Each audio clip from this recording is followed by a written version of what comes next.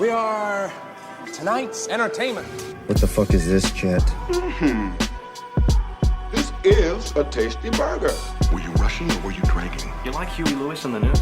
Is this your homework, Larry? Why just be you? Welcome back to the Film Scoop. If he wants to ride a bike, he's gonna ride a bike.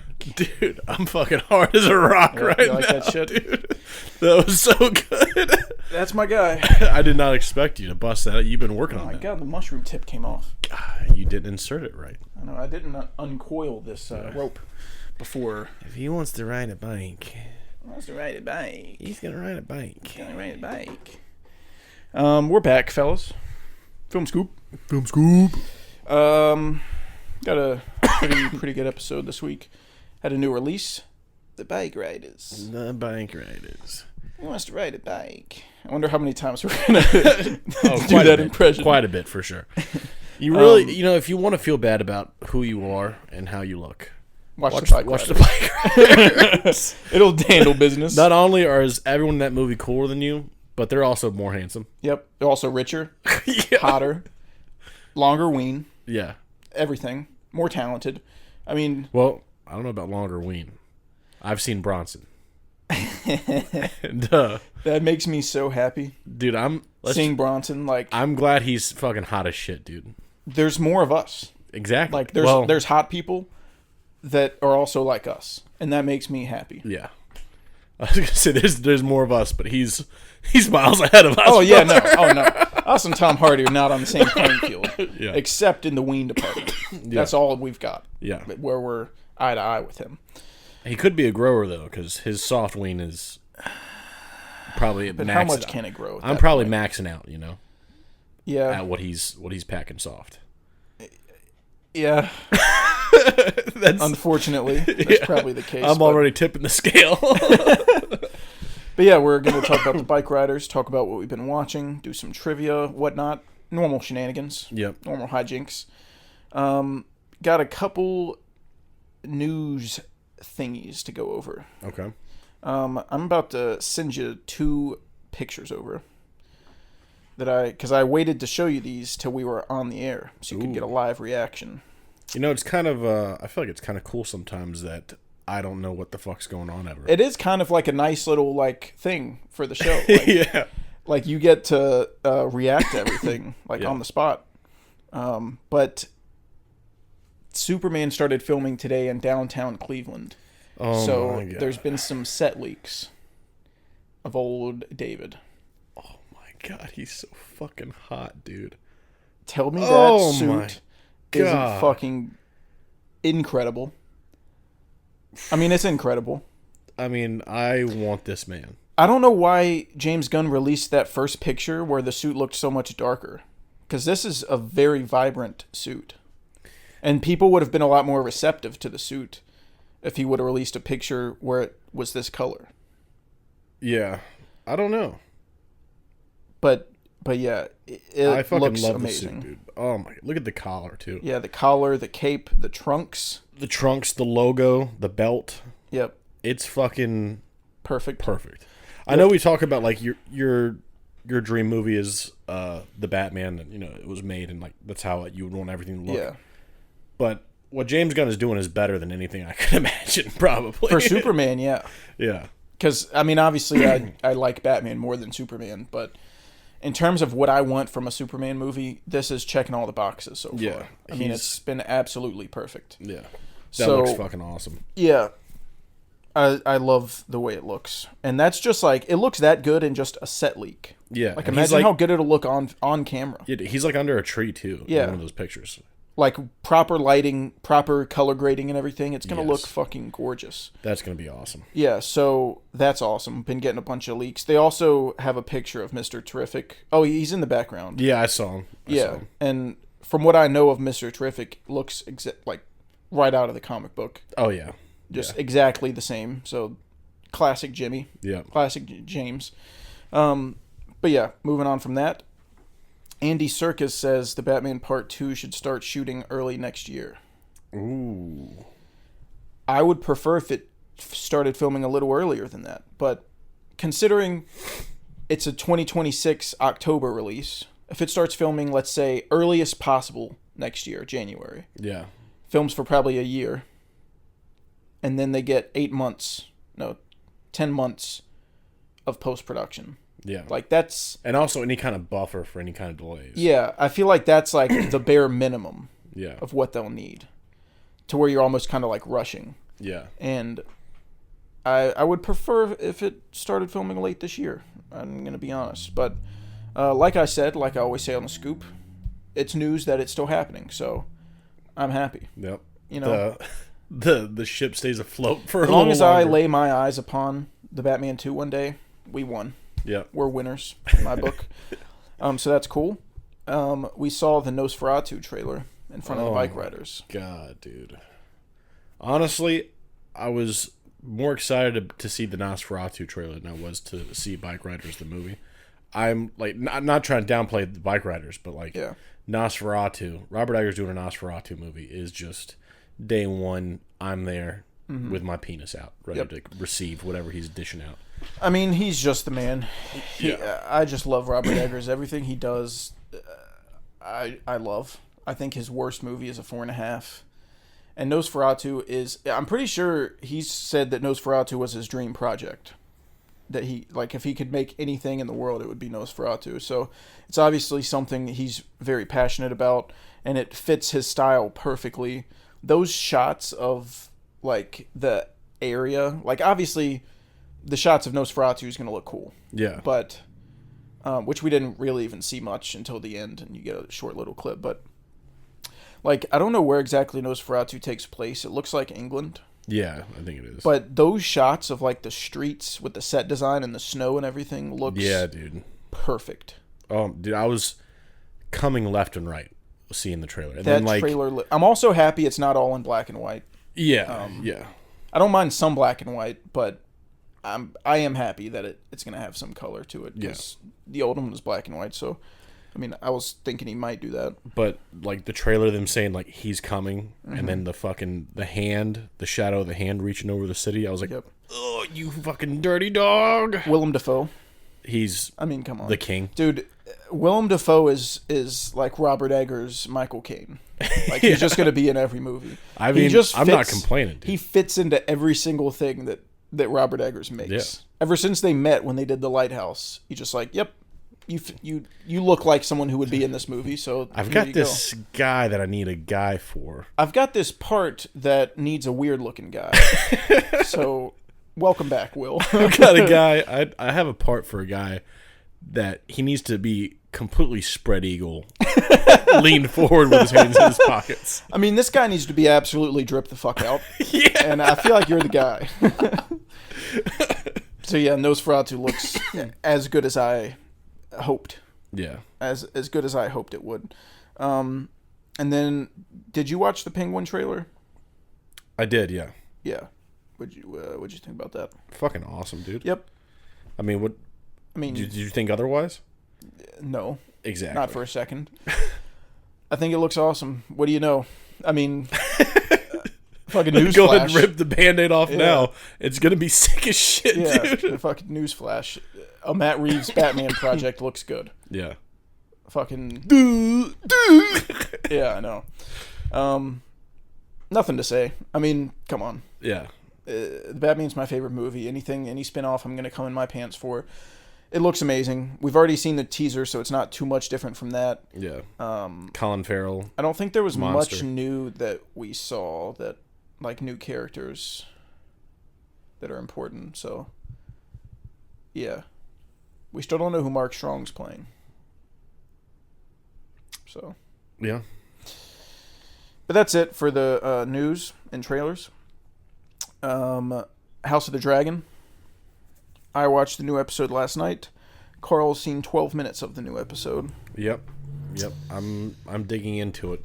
Yep. So far. And I can tell you right now, do you want to dig into it or do you want to save it for... What would we save it for? I don't know, like, and we usually do the news and then trivia and then we talk about what we've been watching. Oh, but no. I brought it up because we're talking about it. Okay. Now. Well, I can tell you right now, it seems that I have egg on my face. because me and Cash were talking about the first episode, because I went back and finished the first episode, and I said that I thought the first episode didn't really progress things further, because season 1 ends with Aegon killing Rhaenyra's son, and it's like the spark of this huge war. And then the first episode starts with... That's kind of spoilers. I thought we talked about that before. No. Oh. Well, anyway, this one starts with spoilers for House of the Dragon, but this one starts with her sending, like, it doesn't start with it, but she sends guys to kill Aegon's son, and I just felt like it was just kind of like a back and forth that was going on. But the second episode, the way it's opening it up, I'm starting to see the puzzle pieces like fitting together of how they're progressing. We kind of got in like a minor argument about House of the Dragon, because I told Carl that like last week on the Scoop, y'all heard me, I finished the first episode and he went to bed and didn't finish it, and I told him the ending was amazing and he needs to finish it. So then he finished it, and he said that he didn't really like what happened. And I'm not gonna I don't want to spoil a show that's airing right now, so I'm not gonna say what happens, but he was like, well, the whole first season was set up, and then now in the first episode of season 2 they're still doing setup. And I was like, I mean, it's the first episode. Like, what show is going to start with some big war in the first episode of a season? That's not how TV works, especially not this show. With like the Game of Thrones House of Dragon style is very methodical and slow, and like kind of a slow burn. But even then, like, I feel like House of the Dragon hasn't really been a slow burn so far. It's almost been like really a lot quicker than Game of Thrones. And then he was like, yeah, I just didn't like what happened. I was expecting this. And I was like, well, I mean, just because you were expecting it doesn't mean that's what should have happened. And it's hard to talk about what we argued about without getting into spoilers. But it was silly, I think. Oh, I don't think so. I don't think it was silly. I was expecting something more impactful off of the first episode, and I feel like it didn't quite like quench my thirst for what I was looking for. I don't know what you can really do that's more impactful than that. I mean, you could do a lot of things. I don't think so.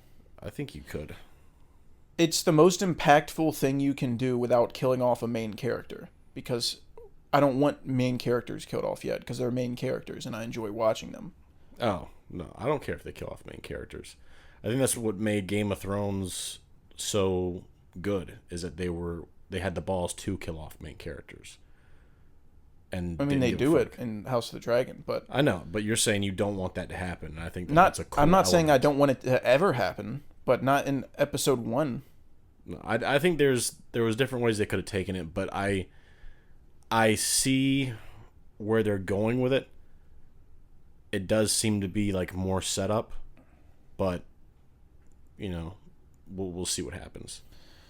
Anyways, now that malarkey's over, episode 2 is fucking phenomenal. It might be my favorite episode of the whole show so far.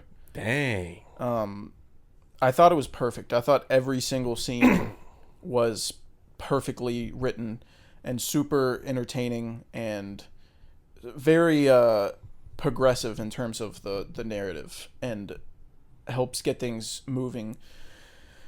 And I thought it was fucking amazing. But I'll just leave it there because I don't want to spoil anything. And we also watched the new episode of The Boys. Heck yeah. Yeah. I thought that was pretty awesome too. I liked the section with Homelander going back to his like where he came from. Yep. That whole thing was like was one of the awesome. best things I've seen in The Boys probably so far. That scene is amazing. And gotta say, Fudgy the Whale. Hurry up before it melts. Oh, you're getting dick blood all over my boots, Marty. Yeah. God, I love Homelander, dude. Yeah.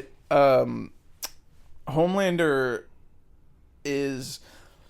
Everything nowadays gets compared all the time. Anytime there's some new good villain, they're like, is this the best villain since Heath Ledger? And that always happens. Yeah.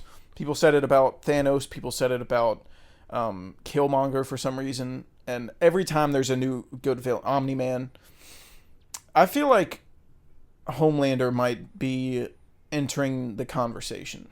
Oh, yeah. Of, like, best villain since Heath Ledger. And it might not even be a conversation. It might be like he just is the best villain since Heath Ledger. Yeah. In terms of how terrifying he is when he's on screen and how unpredictable he is, but also how entertaining he is. Yeah. And like you hate him because he's a psychopath, but he's so entertaining that you don't want him to get killed. Yeah, dude. Like you want to just keep watching him do stuff. Yeah. So like and that's he an also incredible like character when you can do he that. also has that side to him where like he's so irredeemable as a character. He's an awful, awful person. But then you'll see like one scene with him that's like makes you kind of feel bad for him. Yeah. Like when a lot of scenes with his son where he I don't know. I won't get into it, but there was a scene with his son where I was like, "Oh." Yeah, I know what you're talking about. And I shouldn't, but it's just that's how good the character is, and that's how good Anthony Starr is. Yeah. But yeah, I don't really have any complaints with the new season of The Boys. I don't really like what they've done with Frenchie so far. It just feels like not. At this point in the show, I feel like we should be dealing with some more high stakes storylines. Yeah. Like with what's going on with Starlight and Firecracker. Yeah. That's some pretty big shit. And Butcher's going through some shit. And Huey and Milk are both going through some tough shit. But Frenchie's just like goofing off. And I don't know. I'm not a fan of that storyline, but like the stuff they're doing with the Seven's cool. Homelander, Sage, Deep, A-Train, interesting storyline. So yeah, it's same old boys, same old good boys. I mean, yeah, that's basically everything I have to say. It's just like it's still good. They're still doing cool shit. What do you know? Yep. Okay, and now we can get into trivia. All right. First one. What 3 foods does the killer eat in The Killer? He gets a McMuffin, right? Gets a McMuffin. McDonald's McMuffin, no muffin. Yep. He takes the muffin off because of the extra calories. Of course. He eats I think it's a hard-boiled egg in a bag. Yep. That he eats. Prepackaged hard-boiled egg. Ah, fuck. What else does he eat? Alan actually had to remind me because he loves The Killer, so I asked him if there was a third food. And I feel like he ate a fruit, like a banana or something. It was a banana. It was a banana? Yeah, dude. The muffin, no muffin, a boiled egg, and a banana. The boiled egg straight out of the bag? You're a fucking psycho, dude. If I ever catch you doing that, I'll have you arrested for something. I don't know what. I'll think of something. Yeah. I'll frame you. I'll put fucking cocaine in your bag and yeah, call dude. the cops. I'll commit a crime to get you out of here. No, that was a good question. Thanks. My next 2 aren't very good, I don't think. Especially just because I don't think you'll get this next one. But who directed Old Boy? The good one. Had to specify.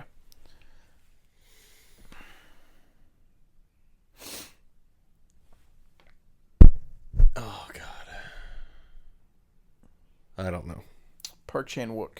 Park Chan-wook. I should have known that. Me and my buddy Her talk about him all the time, and he was the one that was telling me, like, you got to watch, like, the Revenge trilogy that he has. Mm-hmm. And I just fucking spaced. Yep. Okay. Last one. What is the name of the building they stay in The Hateful Eight? It's like a store. Yeah, I know. What's the name of the store? It's also a chapter title, which helps me remember the name. I don't know if I remember any of the chapter titles. Is it something Tavern? No. I don't know. That's a good one though. I'll give you what you're looking for, like instead of tavern. I don't know if I'll get, but yeah. Haberdashery. Haberdashery. That rings a bell. I'm not gonna say why because I'm embarrassed, but I still don't think I know. Minnie's Haberdashery. Minnie's Haberdashery. That's good. Yep. Yeah, that was a good question. That's what I got. You got me. All right. So I have right off the bat. Let's do the easy one first. Okay. Movie year. Batman Returns. 92. Fucking nailed it. Nailed it. All right. The next one is a guess the cast. This one, I was trying to trick you a little bit, but I think it's kind of easy. But you got Matthew McConaughey, Colin Farrell, and Jeremy Strong.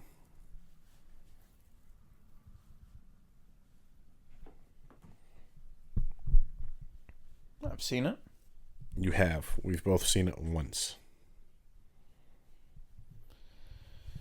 Colin Farrell.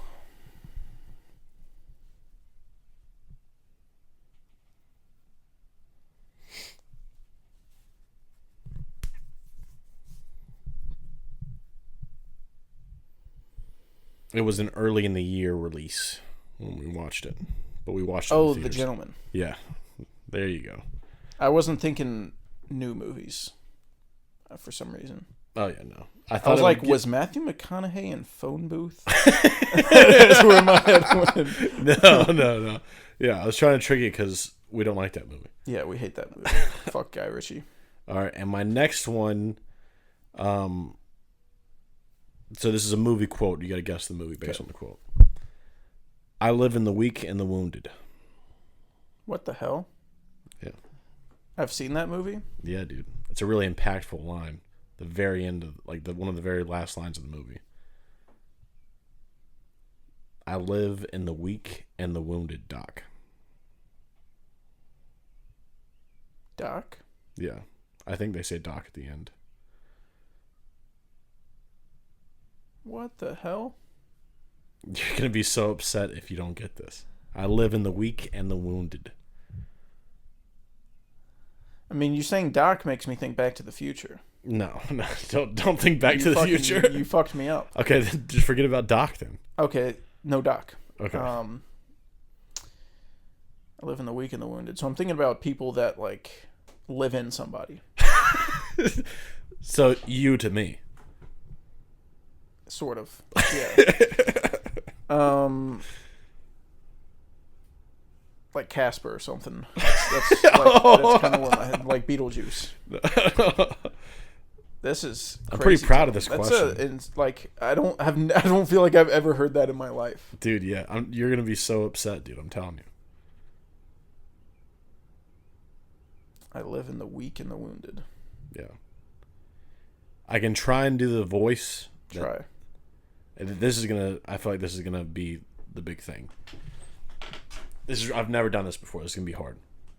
I live in the weak and the Sixth wounded. Sense? No. You think the Sixth Sense would do something that fucking cool, dude? I don't want to keep wasting time. I don't fucking know what that is. Dude, that was session 9. That was the last session. Oh. Yeah. Yeah. I've seen that once. I don't know. I mean, I have too. It's fucking still. Yeah, but you looked it up. It was awesome. No, I actually, thought of that. I landed on session 9 and I was like, ooh, the last quote. No way. Yeah, I did. I don't remember a single line from that movie. Oh. I could have done my backup quote, which was, fuck you. I would have gotten that instantly. Especially when you do the point. Yeah, dude. All right. Damn it. I have one more. One more. Hell yeah. All right. This one, pretty easy. Okay. What was the name? It's not the actual name, but the name of the gravestone that from The Good, the Bad, and the Ugly, where the money was. Arch. Arch. Howard. No, not Howard. I'll give it to you with Arch, because that's a weird first name, but it's Arch Stanton. Arch Stanton. Yeah. Hell yeah. And I pulled that one out of my ass while we were riding down the road. It's a pretty good one. Pretty awesome one. Time to get into the old Watcherino. That's how we do The it. old Watchkis. We'll skip over the bike riders, do it last. Yeah. Main topic. I did a old solo dubby feature on Saturday, Yep. of which the first one was Perfect Days. I saw you say something in the Discord about that you were going to Dude, gaze. holy shit. Good stuff? Holy fucking shit. Like, legit, people throw this around all the time, and it's lost its meaning.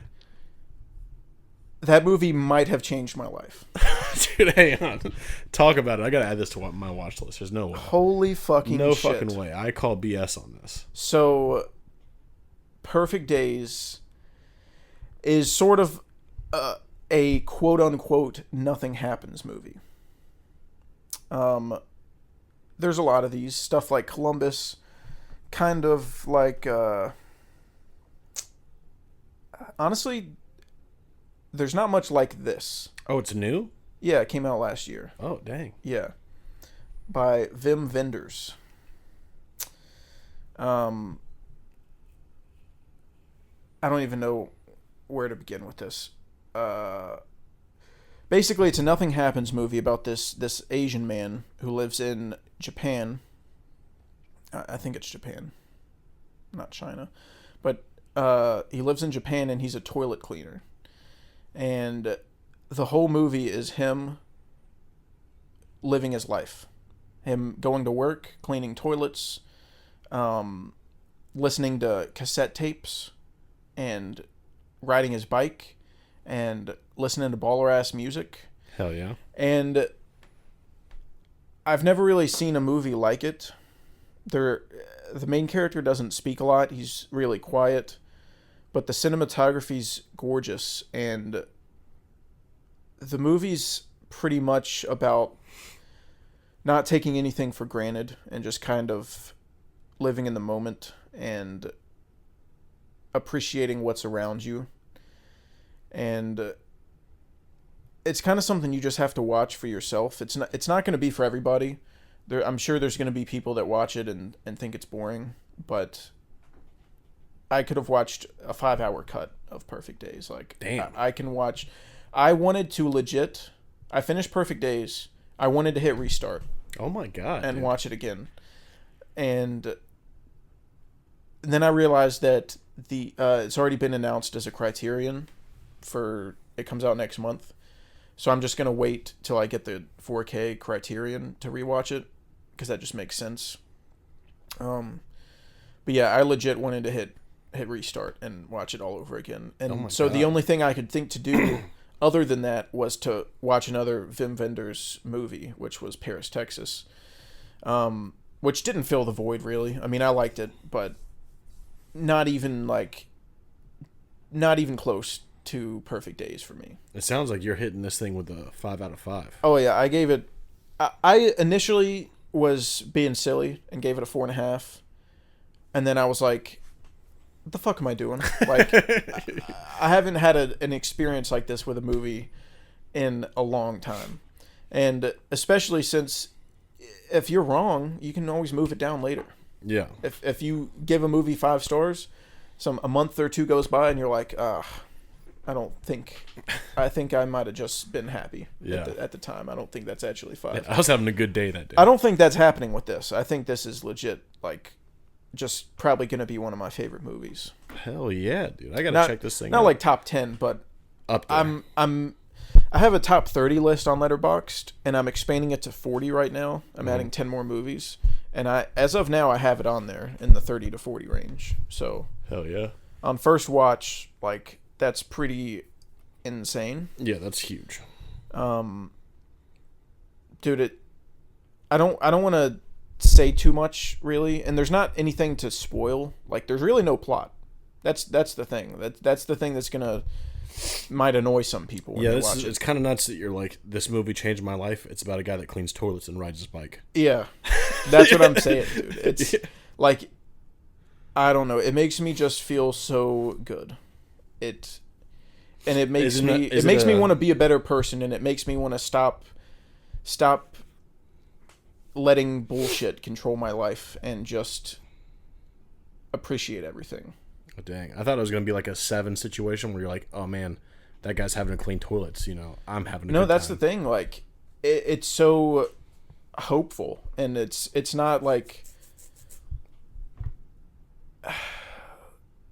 that's the thing is the guy has a job that most people would probably consider like one of the least desirable jobs you can have, being like a janitor. Yeah. But it doesn't bother him at all, and he's completely content with his life, and he enjoys his life way more than people who have nicer jobs and more money. Heck yeah. And there's so much I relate to with this man in this movie. There's a scene where somebody needs money and they find his cassette tapes and they're like, dude, let me trade these in and like get the money for it because these are worth a ton of money. And he has a cassette tape that will sell for $120. And the guy's like, yeah, this one's super rare. And he was like, no thanks. I like that's mine. I like that. Like, yeah. That's like my music and movies and books and stuff I like is much more important to me than money. Yeah. You could offer me $300 for my Nice Guy Steelbook. I'm not taking it. Yeah. I don't care what you offer me. It's a prized thing to me. Yeah. So What would it take to get one of your copies of the Dark Knight trilogy off of you? killing me. That's what it would Just take. one of the 5. Behead me. Put it on a guillotine, and then you can take it. But yeah, it's already like one of my favorite movies that I've seen, and I can't wait to get the Criterion and rewatch it. And I don't know if I'd recommend it to like. I'd recommend it to people in the film community, like my friends that I know like good movies. I'd recommend it to, but I wouldn't recommend it to like my mom or dad or coworkers or anything. It's too mundane for them. But Yeah, I don't know, dude. It sounds real. I'm definitely gonna check it out. It sounds movies like that where it just kind of leaves you hopeful and kind of heightens your senses to what's going on. Like I like stuff like that. And it's also just the vibes are crazy because even though he's cleaning toilets, like he's it's not nasty. Like they never present the toilets as like nasty or like this is some shit job, and like the bathrooms are always already clean, and he's just going in there, and they're like super nice bathrooms because it's like Japan, and Japan has these like cool architecture bathrooms. Have you seen the ones where it's like kind of glass looking, and then when you lock it, the whole thing like blurs? Yeah, it's like he's cleaning those types of bathrooms. So even though he's just at work cleaning bathrooms, like you're looking at stuff you don't normally look at, so it's really entertaining to watch. Yeah. So, and him just riding his bike around Japan and him going to these like restaurants, it's so fucking cool. It's so fucking cool. So yeah, I don't want to say any more than that really, but I recommend it to everybody. Tell you what I do want to say is the blur glass thing. Blurring's not enough. Pitch black. No one needs to see what I'm doing in there. Yeah. What's weird is a lot of those, I think, on the inside they don't blur, so you can still see everything. They can't see in. I'm not shitting, dude. Yeah, like they can't see you, but you can see them, which I feel like would make me feel weird taking a shit while I can see everybody outside. Yeah. Even though apparently they can't see me, but I can see them. So that's how glass works. Like even blurred, like if you see the outline of my penis, you know that I'm nothing. You'd know the deal. So I need a pitch black, dude. Yeah. I'm still waiting. You'd know I can't raise my voice at you. I'm still waiting for them to fix just the tiny crack. Yeah. In case someone's eye lingers too long. Yeah. Catches a glimpse of the boyhood that I have. So yeah, after Perfect Days, watched Paris, Texas. Was trying to fill the Perfect Days void, and I did really enjoy it. But it's not Perfect Days, and it's not, to me at least yet, what everyone else says it is. Ooh. What'd you wind up landing on Paris, Texas with? I gave it a 4. And that's like, it seems like in the film community, that's pretty crazy for Paris, Texas. It's highly regarded as instant 5 out of 5. And I think it takes a while to get going. And it is interesting how the movie kind of like, if you go in blind and don't know what it's about, it kind of like recontextualizes itself as it goes and becomes something else. Like when the movie starts, you're like, okay, this is what the movie's about. And then that'll change and it's like, okay, this is what the movie's about. And then that'll change and then it's like, okay, this is what the movie was actually about this whole time. So that is pretty cool how it does that. And the cinematography is absolutely gorgeous. Absolutely beautiful movie visually. And the performances are really good. And it has one of the most unique endings I've seen. Not like ending shots, but like ending 25-30 minutes. Oh, I got you. It's a super iconic ending, and it's kind of the reason everyone loves it so much. And I feel like there's a lot to unpack with the meaning behind it. So I'd be open to rewatching it one day and seeing if I like it more now that I kind of know what the movie is. But it definitely didn't like floor me or anything. I enjoyed it. I get why people like it, but it's no Perfect Days. It's no Perfect Days. Heck I mean, yeah. come on. Do you think coming off of Perfect Days affected your rating at all? 100%. I mean, I've never been more sure of anything in my life. It definitely did. Yeah. Definitely did it a disservice. But, hey. We are who we are, you know? I don't know what to tell you. And then the next day, this whole weekend I've been sick. You can probably tell from how I'm talking. My nose is kind of still congested. And my chest is also congested. So I run out of breath really quick. It's congested with fucking muscle and, Wow. and fucking meat, dude. Wow. That's what it's congested I'm with. confiding in my pal about my health. And not your pal. This is a podcast, dude. I'm telling the people. I know. But anyways, my point is I was sick this whole weekend, basically. And it was like 95 degrees outside. So fuck all that. Stayed my ass inside all weekend. And I wanted to watch something long because I knew I had time to do it, and I'm scared of long movies. When I'm picking a movie and I see 3 hours, I pick a different movie. Yeah, yeesh. Yeah. I'm terrified of them. Especially a 60s Italian Western that's 3 hours long. That's scary. But everyone talks about the good, the bad, and the ugly, and it was just like I knew I needed to watch it. It's referenced all the time, and I did think it would be good, but it's still scary. Yeah, starting a 3-hour Western. But man, is that a fucking movie right there? Yeah, dude. That is a fucking movie. I fucking love the good, the bad, the ugly. It pulled it off like against all odds. I'm not a big Western guy. I only watch pretty much the really, really iconic ones. And even that, like, I kind of lied just now because I don't even really watch the iconic ones. Like, all the John Wayne ones I haven't seen. You saw Hang 'em High. I did see Hang 'em High, but I didn't think that was iconic. I think you put it Clint Eastwood in a fucking Western, dude. It's iconic. I think in terms of, like, iconic Westerns, not counting Django, because it is pretty iconic, but that's not what I mean. Yeah. The Searchers. I haven't seen it. Good, I Bad, think the it's Ugly is just big the on good, there. the bad, the ugly that I've seen. Tombstone, I think, is iconic. I haven't seen it. We watched Tombstone with your dad. I don't remember. I don't remember that. It was too long ago. But anyways, yeah, I don't really watch a lot of Westerns. I've seen more modern Westerns, like The Hateful Eight, and I know Hell or High Water isn't, like, technically a Western, I guess. Feels but like it, feels though. like one.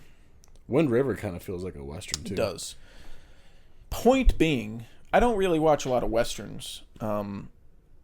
so I was really scared of this going in, but holy fucking shit. Is that not one of the best scores I've ever heard in my life? Oh, dude. And you can tell it has inspired so many. This whole movie is just like, it created a ripple effect in movies where everybody started parodying this movie and like being inspired by this movie, to where it doesn't even feel like it's parodying this movie. Like in Back to the Future, they do a shot in part 3 where it's like playing the Western song and a little thing rolls by. What are they tumbleweed. called? Yeah, tumbleweed rolls by, and Marty's like twitching at his gun on his hip, and you can see the guy in the background. Like, that's a reference to The Good, the Bad, and the Ugly, but it doesn't feel like it's referencing a specific movie. It just feels like it's referencing Western movies. Yeah. Because that's how iconic it is, that it has just encapsulated Westerns in general. Yeah. And I watched Chris Stuckman's review, and he was talking about how Cowboy Bebop was super inspired by Good, the Bad, and the Ugly, and you can tell from the score. Oh, yeah. And an entire episode is basically like a Western, and the inspiration is ridiculous, but the characters are also super good, super entertaining, super fun to watch, pretty layered characters too that are complicated, and just mind-blowing cinematography. My favorite shot, I think, was the noose shot. Oh yeah. When I won't spoil it. I won't spoil it. When towards it happens. The end, though? Yeah, towards the end. Yeah. And they align the noose with someone's head. Yeah. And like, it's fire. He just knows. Sergio Leone knows how to tell you what's happening without having to say it. Yeah. He portrays the story with the image. And I'm just always gonna fucking love when people can do that. When people have the skill to do that. So I gave it a 4.5 for now, just because it is a little long in the tooth. And there's a section in the third act that I didn't feel was necessary and like kind of got boring for me. Right before the good part of the third act that everyone knows and loves. You talking about the bridge? Yeah, the bridge. Yeah. I don't feel like that was super necessary and kind of like goes on too long. But other than that, it's pretty much a perfect movie. Heck yeah. So very fond of that, and I'd definitely rewatch it one day, and it'd probably go up to a 5-star. Dude, that's awesome. I'm glad you liked it, man. Yeah. I was I don't know. I didn't expect you to like it with how much you don't really like Westerns that much. It's yeah. But Clint Eastwood is just that fucking guy, dude. It's just in terms of like movie settings, I like either rain or snow much better than dry, like hot climates. Yeah. That's just much more interesting to me. Something set in like Blade Runner or Hateful Eight or something like that, 7. That's much more my vibe than a Western. But the Westerns, the good Westerns typically have really interesting stories. Yeah. So that, like, as long as it has a good story and good characters, I'm probably going to be down with it. So I definitely want to watch Sergio's other Westerns now. I've heard Fistful's pretty good. Yeah, I do like me some Fist. Yeah. Don't we all? Yeah, dude. You got that right, brother. Yeah, Ennio Morricone is an absolute god. Oh, God. For that score. I mean, dude, that shit is fucking crazy. Nuts. And that finale, oh my God. I mean, holy shit. Yeah. Holy fucking shit. Next up, me and Carl both watched Miami Vice. Miami motherfucking Vice. This was a recommendation by Adonis and Michael Mann. As you know from part of the Film Scoop lore, about 9 years ago, we started a Michael Mann binge. There's this myth that we started a Michael Mann There's binge. This folk tale about us starting a Michael Mann binge and to supposedly do a Michael Mann episode. Yeah. And we were going to go in order of release, and we did for like a while. We went Thief, Keep, Manhunter, Last of the Mohicans, and then Heat. And then we were supposed to do The Insider, but we got wrecked this, so we broke our in release order streak to watch this, and then we'll have to go back and watch The Insider. And Miami Vice has been getting a lot of praise recently about how good it is, and how there's some people, like my pal Will, who says it's better than Heat. Ooh. So I had never seen it, so obviously I couldn't deny those accusations. I was like, I mean, sounds wrong, but I can't say anything because I haven't seen it. Yeah. So I went in with pretty high expectations. I have like 5 stars on my friends list for this movie. Yeah. So I was like, I mean, it's Michael Mann. He's one of my favorite filmmakers, and it's a nighttime crime movie. I mean, what could go wrong? Yeah. And newsflash, not better than Heat. Not better than Collateral. Not better than Thief. Yeah. Just right off the top. Yeah. Right there. Not happening. Yeah. Not today.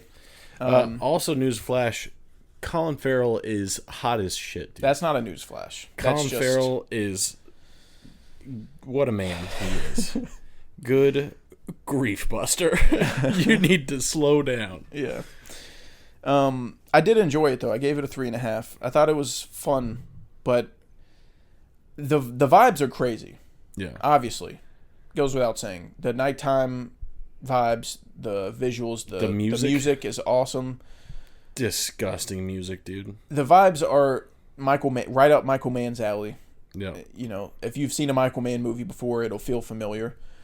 And he did do this like guerrilla style cinematography that I did like too. That kind of made it more raw and visceral and immersive. Yeah. And he doesn't use a lot of Steadicam. It's pretty much all handheld. Yeah. And I did like that, how it feels kind of like documentary-esque. Yeah. I gotta say, obviously Michael Mann knows more than me, but I was sitting there watching it, and I was looking at some of the visuals, and I couldn't help but feel like it might have benefited from less of the guerrilla style cinematography, but at the same time I liked it. Yeah. So I don't know. Maybe just because there's around so much like awesome stuff that I like want to see it clearly. Right. But I don't know. For me, I liked all the technical stuff, the music, visuals, acting, all that stuff, very good. But I just thought it was like pretty generic. Like in terms of the story and the characters, it's like I don't know what people really latch on to with this movie. I don't really care about the romance with Colin Farrell and the woman. I don't feel like they have any chemistry, and I don't really care too much about what happens there. Yeah, it kind of seems like they see each other and are like, we're both pretty hot, so we should do something about that. I don't really buy into it, and anytime they're on screen, I'm kind of like, ugh. Like, I feel like you sign up for Miami Vice for a buddy cop movie. I feel like that's kind of what you want, a nighttime cool buddy cop crime movie. And then half of it is Colin Farrell with this lady. Yeah. And I'm just not a huge fan of that. And even when they're together, even when him and Jamie Foxx are together, like, they're cool. Like, they're cool guys, but they're not, like, riffing off of they each don't other. really have, like, a fun dynamic with each other. Like, they don't have any... I mean, I know it's not a comedy, so it's not supposed to be like an action comedy, so I understand that. But typically when you have a buddy cop movie, the two lead actors are like very fun together. You want to see them on screen together, like Lethal Weapon or Rush Hour, or Nice Guys. I mean, a great example of one that's not a comedy is True Detective, season 1 of True Detective, exactly, with Rust. Like, yeah, they're not polar at all a opposites. comedy, but there's still funny moments between these two people. Yeah, there's a it's always dynamic of interesting. them being complete opposites. Yeah, that you're like, okay, this makes sense. Yeah, and with Colin Farrell and Jamie Foxx, like, their performances weren't bad at all. I think it's all just the writing, and I thought the characters were really pretty like standard. There's Yeah. nothing in like name one interesting thing about Colin Farrell or Jamie Foxx's character like that sticks out. I can't think of one. No. They're just normal dudes, cool dudes, and they don't really like riff off each other. They don't. I mean, they're not like super memorable together, and Yeah, I don't think they do like a single cool thing together that like makes me think like, oh, you know, they're a big team. dude, there's not like Even when they're like, there's obviously it's Miami Vice. There's action sequences, and like they're not like doing anything together like where they're reading each other or doing anything like that. Like they're when you have a movie like that, you want to see them like almost fight as one, and it's just like normal. I mean, it's good combat sequences, but they're not doing anything like crazy. yeah, there's not too much that memorable that happens with. Like the only thing that's memorable to me about Miami Vice is the cool cinematography and music. Yeah, That's really it. There's not really a single line that sticks out to me that's memorable. There's not a single scene or really moment to me that sticks out. And the dynamic with Colin Farrell and his love interest I don't really care about. And as much as I love Colin Farrell and Jamie Foxx as actors, like it just feels like there's not much on the page for them to really like do to make themselves stick out from every other buddy cop crime movie. yeah, And it's very disappointing because Michael Mann doesn't do that. Like every night crime movie, like his night crime trilogy his unofficial trilogy that I always reference, Heat, Thief, Collateral, all those characters are so interesting. oh yeah, And think about Heat, I know I'm bringing up comedy as like one of the reasons I didn't like the movie is because I thought it should have had a little more levity. Just because buddy cop movies normally do, but Heat is a great example of how to make a crime movie that is interesting and has interesting characters without it being a comedy. yeah, And there are still some funny moments with Yeah. Al Pacino being a lunatic. yeah, But those are kind of like accidentally funny and Yeah. not like trying to put jokes into the script. But Thief is another one that's interesting characters that aren't funny. The crazy part about like both, like all those movies, like Heat and Thief, there is a romance involved. Like same with Miami Vice, But they're much more interesting. exactly, because in Heat, Neil is so detached and such a professional that it's almost foreign to him, like being with someone. Yeah. And that's cool to see. And then in Thief, you kind of have a similar situation where he's like a very rough, you know, kind of a bad guy, and he's with this, you know, nice lady. Mm-hmm. So, And with Heat, Neil's basically being a hypocrite and going against his rules Yeah. that he tells people. yeah.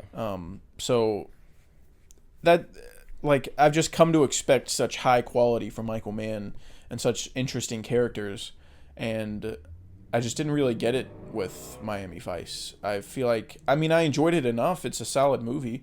If it wasn't Michael Mann, I'd be like, yeah, it's a fine movie. Like, it's good. But yeah. when it's Michael Mann and like people have been hyping it up and saying it's better than Thief or it's better than Heat, better than Collateral, it's like, what? Like, name one thing that's better than anything in those movies. Like, it's all a step down. Yeah. Every single element is a step down to me. So, yeah, it was disappointing just because my expectations were high, but it's still a solid watch. Yeah. And I told Carl about this, but I saw a clip on Twitter a long time ago that said Miami Vice is fucking awesome. And then I saw two guys riding in a car while In the Air Tonight by Phil Collins was playing. And so I clicked it for like 2 seconds, and then I was like, that's awesome. And then I backed out because I was like, I want to watch this. I don't want to see this whole scene. Yeah. And I thought that was Michael Mann's Miami Vice. So this whole time, for 2 hours, I was sitting there waiting for that scene to happen. That's and awesome. it never happened Yeah. because it's from Miami Vice, the TV show. Yep. So then I Googled it afterwards and played it on the TV, and it's not in Michael Mann's movie, but it's fucking awesome. Dude, it is. And it should have been in stupendous. Michael Mann's movie. It was absolutely nuts. It's one of the coolest things I've ever seen. Yeah. It sold me on watching the show one day. So, but yeah, 3.5, solid. Yeah. Solid watch. That's about where I would land on it. Yeah, hell yeah. And one day we'll do our Michael Mann episode. Yeah. The prophecy will be Yeah. revealed at some point. We must sway the non-believers. That's so badass. Dude. So badass. But moving on to the bike riders. The bike riders. If he wants to ride a bike, he's going to ride a bike. He wants to ride a bike. He's going to ride a bike. I've been so excited for the Bike Riders for so long, ever since it was announced. It just sounded perfect. I like biker gang movies. Big Yep. Wild Hogs guy. Sue Yeah. me. The number one biker movie. Of course. Yeah. That's what my review should have been on Letterboxd. I typed out like an actual review. I should have just said Wild Hogs is better. Should have been my whole review. She just commented and said, "Holy shit, it's the Golden Knight." Need a Wild Hogs Bike Riders crossover movie. Dude, that would be crazy. Yeah, I've been so excited for the Bike Riders. I like Jeff Nichols, and I love Tom Hardy. He's one of my favorite actors. And Austin Butler's just the man. Yeah. Hot man, too. He is a stone cold But they fox. just fit so perfectly into a biker gang movie. Yeah. And Norman Reedus and Michael Shannon and like it just seemed so. And Boyd Holbrook, who by the way, Boyd Holbrook fits perfectly into a biker gang movie. Like, isn't he in Sons of Anarchy, or is that someone else? I don't know. I just know Ron Perlman's in Sons of Anarchy and Charlie Hunnam. That's what I'm talking about then. Yeah. Charlie Hunnam. I get them mixed up sometimes. But Boyd Holbrook fits perfectly into the Bike Riders if you just look at him. And if you've seen Logan, Yeah. like the way he talks with that accent, I was like, yep, makes sense. And then I saw him in the movie, and he's the only person with like a normal accent. Yeah. Like, he doesn't do a country accent or like a weird, like, I don't even know how to describe what Tom Hardy's doing. Tom Hardy's doing something alien. It's like Jersey-ish, kind of. I have no idea. I don't know what it is, but Boyd Holbrook sounds like like us. Like, he talks like a normal person, and everyone else. Boyd's just an American dude. It's so He's just from weird the because I was USA. like, I feel like he comes with like an accent pre-installed. Like, Yeah. he's the accent guy. Like, Yeah. he does the country thug thing all the time, and then you get him in this movie, and then he's talks like he works at BB&T. It was so odd to me. But yeah, he's good in the movie. But anyways, been excited for Bike Riders for a long time, and it's good. It's solid, but it definitely didn't live up to what I wanted it to be. And I think this is kind of like a vibes movie. Yeah. It's not super plot heavy, and it gets to a point when you're watching it where you're like, dude, what the fuck is this movie about? Like, what's happening? Yeah. It's literally just a movie about guys riding bikes and being friends. Yep. It's kind of it. There's a dynamic. Okay, by the way, it's in the title of the episode, so we'll get into Bike Rider spoilers. Yeah. There's not too, like, I don't feel like we'll talk about it for too long because it's not, like, because we didn't go crazy about it, but Yeah. regardless, we'll talk about spoilers, so beware of that. It does have a dynamic with Jodie Comer's character and her kind of getting stuck in the middle because she links up with Austin Butler's Benny. She's lucky enough to do so. Yeah. And after a while, she's like, okay, enough biking. Let's fuck. Like, Yeah. let's get out of here. And, Let's fuck. and start a family. Yeah. And Benny's like, no, idiot. I'm gonna go ride bikes. I'm gonna go ride my bike. Yeah. So that was sort of an interesting, like, little thread. And it's sort of like Tom Hardy and Jodie Comer's character kind of like fighting over him. Yeah. Because Tom Hardy kind of sees him as like a son figure and really cares about him and likes him, and he wants to pass down the club to him, and he doesn't want it. And I was telling Carl on the way home, I feel like they could have done more with Benny's character. And at first he's really cool and badass, and I loved his character right off the bat because he just doesn't give a fuck about anything. He's kind of like a rebel without a cause type character, and that's awesome. I mean, he wants to fight all the time. He doesn't care what it's about. He's just like, at first that's really cool, a character like that. But as the movie goes on, you don't really understand what he wants, and like Jodie Comer keeps asking him like, stop biking and let's go be serious and start a family and, you know, stop doing this. And he was like, no, idiot. But then Tom Hardy asks him to take over the club when he can't anymore, and he's like, no, idiot, and then leaves. Yeah, then he drives. So it's like, what the hell do you want? Like, you act like all you want to do is be in this club and ride bikes, and then Tom Hardy gives you the opportunity to lead the club and make that like your like all you do, and then he says no, and then he just runs away from both of them. Yeah, and just fucks off. To God knows where. Yeah, and it was just a little confusing because I get the whole like kind of almost like Good Will Hunting type vibe, where like he just doesn't really know what he wants, so he just I don't know, trying to articulate what I mean, but he's a hard character to read, and after a while, that's cool at first, but after a while, you know, towards the end of the movie, like I feel like we should be getting a better grasp on who he is, what he wants. Yeah, because like the character is supposed to grow. You're supposed to have some kind of like events happen in your life that changes the way you behave. Yeah. So like it makes sense for him to be like young and brash and like do that stuff at the beginning, but towards the end he's still kind of the same guy. Yeah, and he said at one point in the movie he tells Tom Hardy that Tom Hardy has a job and a family and is like a normal person, and he doesn't want that. Yeah. For whatever reason, that's what he says. He doesn't want to have a job or family or anything like that. He just wants to... What do you remember what he said he wanted to do? Just... Yeah, I don't think he ever said what he wanted to do. He just said, that's not me. He might have said, like, I just want to ride or something like that. Yeah, but he was like... And Tom Hardy was like, that's the reason why it's you. Yeah. But then at the end of the movie, he gets a job and has a family. So, the fuck's going on here?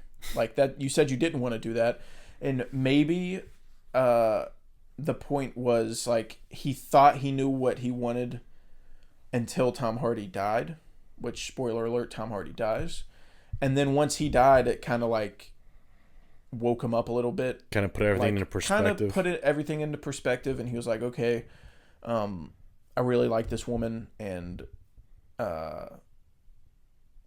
like. I was taking her for granted, like I was taking Tom Hardy for granted, and now I'm gonna go like dedicate myself to her. Maybe that was the idea,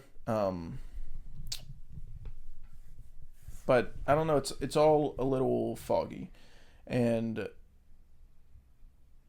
the movie has a great style to it. The visuals are amazing. The music's great. The acting's great. Has everything you need technically.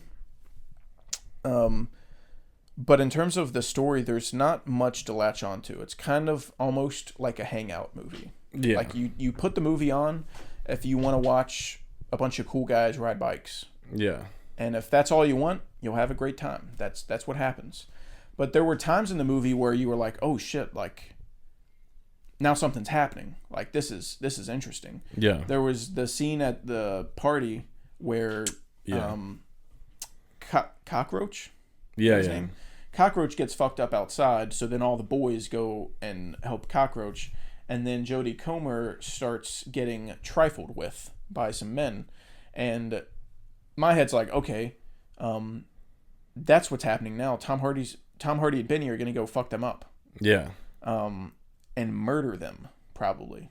if they did something to Jody. Yeah. Obviously, I would wish that can't hang. I would wish murder upon those folk Yeah. as well. Yeah, so that's where I was like, okay, that's now something's happening, something interesting is happening, and then Tom Hardy instantly just comes in and headbutts them and sends them on their way. No consequences.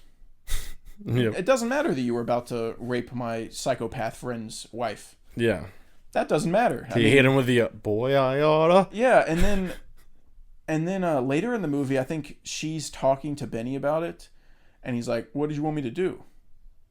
So didn't he say something like that when she brought it up? Yeah, because she was like, the whole point is like, you weren't there to protect me. And he was like, well, fuck, what's Tom Hardy's character's name? Oh yeah, he was like, "Well, Johnny said he handled." Oh yeah, Johnny said he handled it. It's like you fight people for no reason. You're not gonna go handle this when someone touches your girl. Like this doesn't make any sense. So that didn't really make any sense to me. Also, I don't know why Jodie Comer's character like got herself in this situation to begin with. I know that Austin Butler's hot and that can work wonders for you. I get it. If we're being funny, I get it. But like in reality, I mean, it's based on a true story, so it's not, I guess, fair to like critique the writing when they're just spacing it off what happened. Yeah, because that's a real person that made that decision. But like, I think she did fall in love with the lifestyle of it for a while. People can get attracted to like something that feels dangerous or because when she's talking about their first ride, she was like, when she saw all of them together, she was like, I kind of like get it now. Yeah. But as time goes on, you got to grow up and make decisions and grow as a person. But that is kind of frustrating because it's like you knew what you signed up for. Yeah. With Benny, like you know what he's about, and now you're trying to change him. It's like, I mean, I get the whole growing up thing, but it's not like biking is like childish, like that's something grown-ups do. So it's not like you have like a Lego collection or something and your wife's trying to get rid of it. It's like all the extra stuff. It's the being gone all the time, the fights, getting all in the fights. other stuff. Yeah. I know what you're saying. Getting fucking schmacked at picnics and then breaking your hand on glass. Yeah. But yeah, there's just not much to really, not a lot of significant moments or scenes that I remember that I'd want to go back and rewatch. And as we were leaving the movie, I was like, dude, I honestly like don't remember what happened in that movie. Like we just walked out and I kind of don't remember. I was so glad that we felt the same way because I was like, this is going to be a moment where I say I wasn't like in love with it and you're going to call me a fucking idiot and explain to me why I'm dumb. And then you were like, what the fuck just happened? And I was like, thank God, dude. I thought I was asleep. It's so odd. I mean, I guess maybe Jeff Nichols just stuck too close to this true story and didn't really make like a movie, if that makes sense. He just depicted something that happened in real life and that's it. Where most of the time when you're making a movie based on a true story, it helps you to add stuff to make for a good movie. Fluff it up a little. Yeah. Like, it can annoy some people when you change stuff in the true story, but most of the time it's for the greater good. Because not every true story makes for a good movie. And I think he probably should have added some stuff that would make for a better movie. Because, man, I mean, I saw somebody talk about how when you go into this movie, you kind of expect all these guys to be super badass and get in fights and burn stuff down and like fuck people up all the time. Yeah. But they said the movie's kind of about how biker gangs were, or they don't even really call them, they're not really a gang. I think they're like a club, like a biking club. And they're not really like unless I'm forgetting something, they're pretty peaceful. It's only when people fuck with them that they retaliate. Yeah. From what I remember, they're not going out and like instigating anything. They're just a club that rides bikes. They just like violate traffic laws and like they blow stop signs and stuff like that. But yeah. they're not hurting anyone. I don't think they go get wasted and just fucking drive around. Yeah. And I saw someone say this movie's kind of about the last decade before biker gangs turn into actual like gangs and actual thugs. Yeah. And how the young guy in the movie who kills Tom Hardy like leads that movement to where people then lost their respect for biker gangs and they become actual gangs versus the Bikeriders that or the not the rogues. The Vandals? Vandals, yeah. And how the Vandals were kind of just like guys that rode bikes and it turned into something else, which I guess is like an interesting perspective. And he was also like, it was Cody Leach. I reference him a lot. I like his videos. Yeah. Cool guy. He's a cool. Yeah. Fellow. But he was like, it sucks that they made a movie about pretty much the last biker gang before it got to all the interesting stuff that makes for a good movie. Yeah. Like the bad biker gangs that go fuck people up and burn stuff down. Like, that's much more interesting of a movie. And I definitely see what he's saying, because there were times in this movie where someone did something to a bike rider and I was like, they're dead. I mean, they're fucking toast. They're about to go fuck them up. And then they don't really do anything. Like, they're pretty, like, peaceful. And it's just kind of not what you expect when you go into the Bikeriders. And, I don't know. There's really not too much to really talk about with this movie. It's such a universal 3.5 star on Letterboxd. There's really no like nothing higher than that really. Pretty much everyone agrees it's a 3.5. I landed on like a 3.5 for it too, and then we watched Miami Vice, and I feel pretty confident putting Miami Vice at a 3.5. But I like Miami Vice a good amount more than Bikeriders. So I think I should probably drop it down to like a 3. You know? I think I might like Bikeriders more than Miami Vice. Oh, really? Same score, but I think I do like the characters more in the Bikeriders. I don't really like the characters in Miami Vice, so that's kind of the issue here. Especially when you're spending so much time with that romance subplot that I just could not give two fucks about. At least the romance one in this one I like a lot better, and it's a lot more interesting.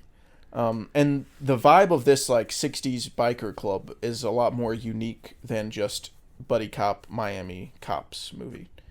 That you see that a lot more than you see a biker movie. So this kind of sticks out as something unique, even if it's not exactly what I wanted.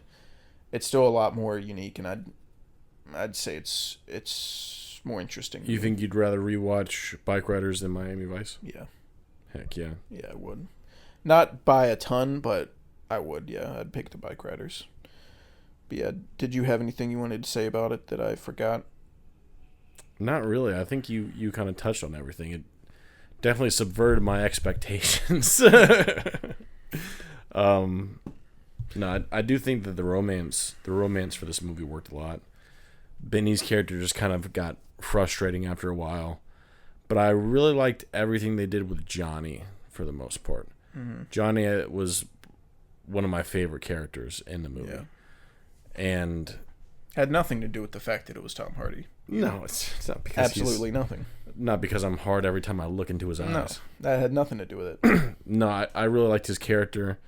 I liked the decisions that he made. I liked that he was just like a regular guy that was like, I'm going to start a club. Yeah. And I also liked the end of his story. I liked that he got shot, and the very last, like him stopping by, I can't remember the girl's name. Kathy. Him stopping by her house and just like being weird. I was like, classic Johnny. Oh, Johnny. Oh, I thought you were talking about Benny. No, Johnny. Yeah. Before he goes and meets the guy, he thought that like standard Benny would Johnny be there. move. Yeah, I think he thought Benny would be there and he'd be able to like talk to him, but he was like, "I already told you, Not. Yeah. I thought Tom Hardy's death was very obvious. Yeah. Because he said over and over again, you can't trust the young guys. Like, they don't follow our rules. You can't trust them. They'll do whatever they want. So when they agreed to a knife fight, I was like, that guy's bringing a gun. Like, yeah. Thought that was pretty obvious. And then they don't show Johnny's family for the entire movie. And then they show them one time, and she's like, are you coming home tonight? And he's like, yeah. And then she's like, that was a good Johnny. She's like, well, bring home milk afterwards, like when you're coming home. He's like, all right. And I was like, okay, so he's dead. Like, they haven't showed his family the whole time, and then they're gonna put in one scene where she asks if he's coming home, and then asks him to bring milk. Yeah, like, that's pretty obvious that he's not coming home. Also pretty nuts still, and like, again, I guess they're sticking to the source material, but kind of nuts that none of the Vandals did anything about that. Yep. Like, not even tried. Kill your leader, and you're like, That's the way the cookie crumbles. That's the way the cookie crumble, man. That's what I'm saying. It's so crazy. Like, they let fucked up shit happen to them, and yeah. Like the guy who broke Benny's ankle. By the way, gross. That was. I mean, that scene was gross. But they like don't really. He's like, make sure they don't walk again. I'm like, make sure they can't work again? Yeah, I was like, you're not gonna do more than that. Yeah, this guy just fucked you up for your colors. Shoot him in the head. Not like Benny wasn't even doing anything or instigating anything. Yeah, you told him to take off his colors, so he's disrespecting Benny and the club, and you're not doing anything about it. Yeah, it's pretty crazy. They give him the old misery treatment, which I think it's a. I think that's a product of Jeff Nichols sticking too close to the source material and trying to honor like the real life people. Yeah. Versus making an interesting movie. Yeah. I think he should have kind of done his own thing. I think this movie would have been a lot better if it wasn't based on a true story and if he could just do whatever he wanted with the characters. Oh yeah. I think it would have been better. But yeah, I agree with that. Regardless, I still enjoy it, and I'd like to get it on Blu-ray and rewatch it. See where it's at for my year list. Right now, it is. Oh, I forgot to add it. But it's a 3.5, so that would be right. I think I'd probably put it at 8. Right below The First Omen, right above Late Night with the Devil. Yeah, I'd probably put it in the same place. Yeah, probably right there. You said below Late Night? Above Late Night. Below First Omen. I think I have those swapped, but yeah. Hell yeah. I'm a big late night guy. Yeah, I know. You didn't have anything you needed to talk about, did you?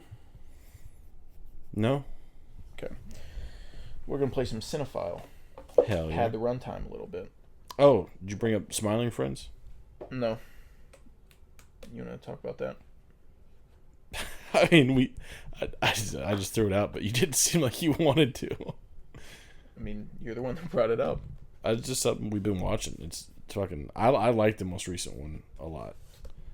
I liked the Alien one a lot more than you did, I think.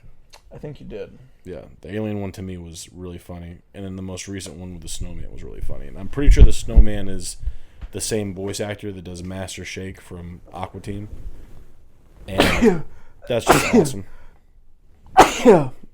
Oh, man. I haven't... Perfectly timed sneezed on that one. Dude, I don't remember which cards are which. The bigger stack is mine. But I can't even, like...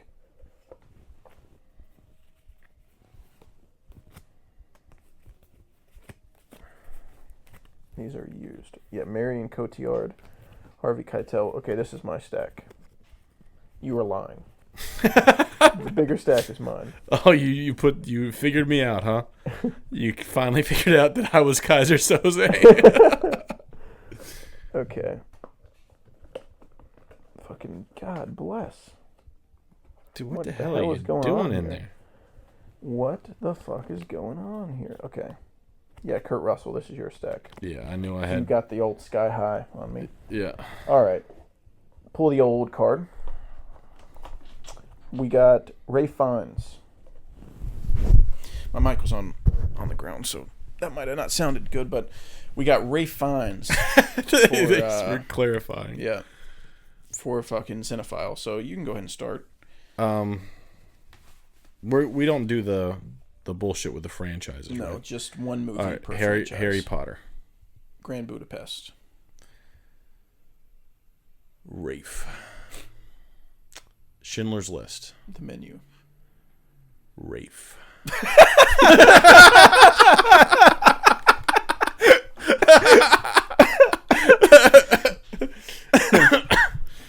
I'm doing some thinking. In Bruges. Good one. Thanks. Thanks. I love the memes of him eating the hot dog. Raindrops keep falling on my I'd head. be like, when you see a triple homicide, and he just goes, eats the shit out of that hot dog. Oh, God. Rafe Fiennes. Rafe Fiennes. What is that one called? I know what you're fucking doing, you scumbag. Don't do it. Don't you dare do it. Fuck, I can't think of it.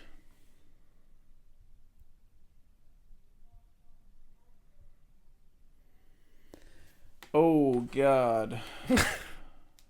I've had it on my watch list. I see it. I pass it all the time.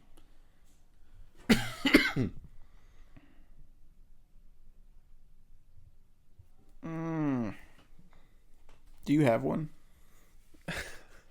I don't think so. I know of one, but I'm trying so hard to think of the name. I think I have the name, but I'm not 100% it's right. Dude, I'm so mad I know that one.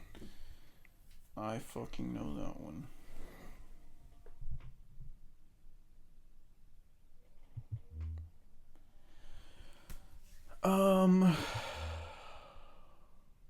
Fuck. Oh. Lego Batman. I think he plays Alfred. No fucking way he I think plays he Alfred. I'm looking up Lego Batman, not Ray Fiennes. Yeah. So I'm not cheating. I believe in you, pal. He's Alfred. You fucking scumbag.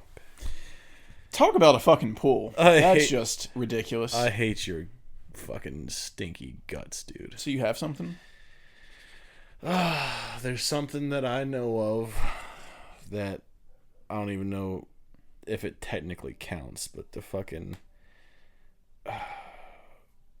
wasn't he in the Magnificent Life of Henry Sugar? The Wes Anderson short? I don't know. I can look it up. It's kind of a short film, though. That's the only thing. Keyword there is film. Keyword there is film, brother. Wonderful Life of Henry Sugar. Yep, he's in it. Okay. I mean, I guess that counts.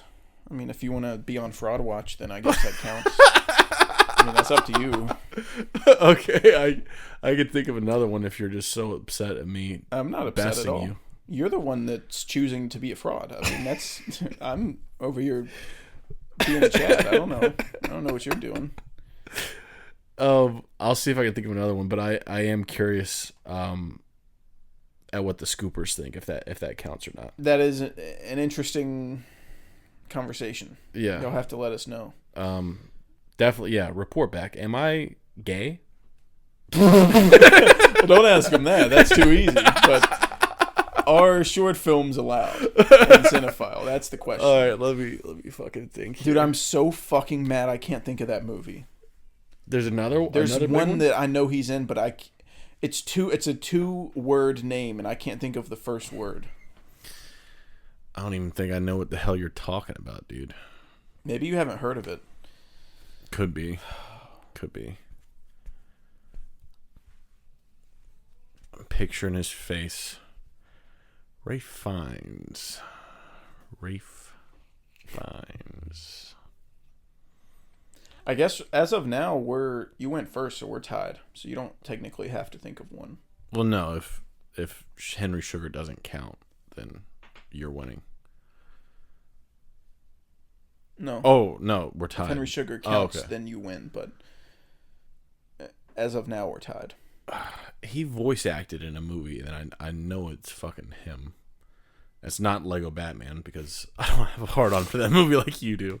That's your problem. Damn it. What motherfucking movie was it?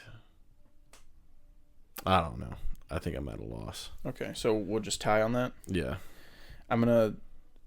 Okay, there's a movie from 1995. It's called Something Days. First of all, crazy that you know that. Yeah, I know the year and not the movie. That you know that, you freak. It's from 1995, and it's a sci-fi movie. It's called Something Days. But all I can think right now is Perfect Days, and that's fucking me up. So I'm gonna check what it's called now that the game's over. Oh, he was in No Time to Die. I'm gonna look at see if I can figure out what he voice acted. Strange Days. Fuck. That's what it is. Damn it. Yeah, he's not really in much that I would have thought of. Like, I didn't really miss anything. Oh, he's in all the Daniel Craig Bond movies because he's one of the 007 guys. Like his boss or something. Yeah. Kubo was what I was thinking of. God dang it. Oh, The Kingsman. Oh, we should have got that. No, I haven't seen that. I think he's in the newer Kingsman. That's what I said. The Kingsman. Which... Oh, the Kingsman. Okay. I got you now. Yep. Yeah, there's not... I didn't really forget anything. I want you to know if the Scoopers say that Henry Sugar counts... Then I'm on Fraud Watch. Yeah. Then I want that fucking card. We'll put it off to the side for now. See what else we got here. Middle of the stack. We got Ewan McGregor. Boy. This is a tough one. Have I not seen much with him in it, dude? All right. I'll start. Star Wars. Sick. So, the other movie. At least we didn't get Hayden Christensen. Oh, fuck, dude. I actually have a sleeper. Jumper? Fuck. You know my secret. Yeah. Dr. Sleep. Dr. Sleep, okay. Yeah. Train Spotting. This is where the rubber meets the road. Fuck. Birds of Prey. Ew. I'm sorry.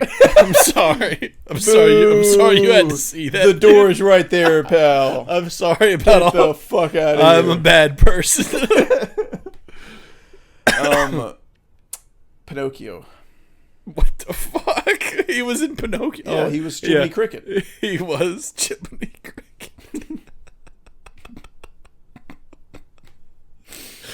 That's crazy. This is insane. Okay. God damn you, Ewan.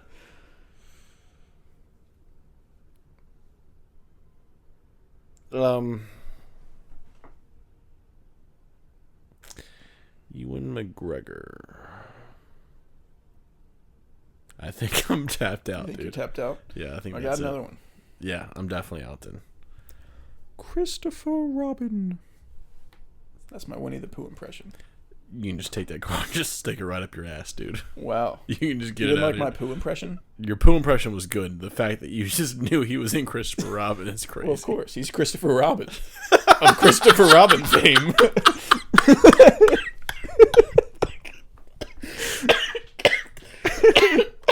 That's enough out of you, sir. I can't believe you Ewan gave me McGregor, shit. Christopher Robin. I can't believe you gave me shit over Birds of Prey. Oh, God. Didn't I win it before I said Christopher Robin, though? I don't know. That was just cherry on top. That was just the Probably. big fuck you. That was just the extra. This is bad news for me, I can tell you. This new card, bad news Oh, for God. me. Bad news for this guy. Michelle Pfeiffer. Bad news for me. What the fuck? I mean, maybe you know more than me. Yeah, sure. All right. You can go. I started last time. You can start. Batman Returns. Ant-Man and the Wasp: Quantumania. All right, I'm out. I didn't even know. I forgot she was in that. Yeah. I'm gonna. No, that's not her. She's got to be in something else I've seen. Michelle Pfeiffer. Michelle Pfeiffer. I always get her and what's her name from 8 Mile mixed up. I don't know her name. The mom, and she's in The Nice Guys. 2 greatest movies ever made. Michelle Pfeiffer. I remember dude. when you were obsessed with 8 Mile, dude. You mean now? You mean today? I can't think of anything else she's in. I almost said Basic Instinct, but that's Sharon Stone, I think, right? I don't know. You don't know what Basic Instinct is? I mean, I know what it is. I know there's a blonde chick that shows her puss, but I don't know. I Pretty don't sure know that's which Sharon blonde Stone. chick it is. Dude, I think we got to Michelle Pfeiffer, and that one's just donezo. Okay. All right. We're frauds. That's all this is. Yeah, we we don't got know movies. Carl. I've never heard of this woman. Go ahead and toss it. Faye Dunaway. You don't know Faye Dunaway? Put it down. I thought I was an idiot for a second. Oh, dude, put it down. Are you kidding me? Gary Oldman. Now we're Okay. You know what talking. it is? We only know men. We only know adult men. Yeah, we know more movies from the 200th ranked actor than like the 9th ranked actress. Yeah, dude. We're fucking awful. Yeah, we need to brush up. Gary Oldman. Big I'll start boy this time. Gare. Batman Begins. Woo-woo. Best movie ever made. Um, I never said thank you. That's my Gary Oldman impression. Oppenheimer. Just some nut. That's my another Gary Oldman impression. You gotta calm down with this. Dude. Oppenheimer's a good pool. Just some nut. Very early pool for Oppenheimer. I thought it'd be like I thought it was pretty obvious since it's like a newer movie. Oh no, I might not have thought of that if you didn't say Well, that. son of a bitch. Harry Potter. Damn. I didn't even think about Harry Potter. Oh. Well, we got our two Okay, big guns our out of the way sleepers then. out of the Yeah. way. I thought that would be one of the first ones, but all right. I was trying to stop the mob. That's my Gary Oldman. Hell yeah, that's awesome. Do that again. I was trying to stop the mob. I got my fix now. Let's see here. I have some reserves and I don't want to use them, but I can't think of Might have to obvious bust out ones. the reserves, partner. Don't talk to me like that, dude. Don't ever talk to me like that. That's my new Mr. thing that I say to. I like adding on like unique words that most people don't say. Earlier, you were carrying drinks stacked on top of each other, and I said, "That's a dangerous method, friend." And you didn't say anything about me calling you friend. And I thought it was funny. You said you like adding unique words to stuff, and your word was friend. No one says that. Unless Yeah. you're fucking Christopher Robin. No one says friend at the end of a sentence. Oh god. Okay, let's get back to basics here. Gary Oldman. Bust out the reserve. Hang on a second. All right, I'll bust it out.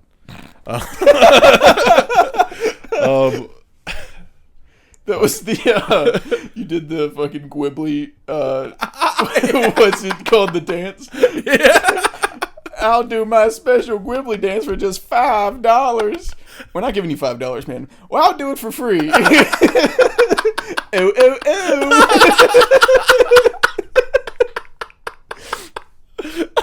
You guys want to see it again?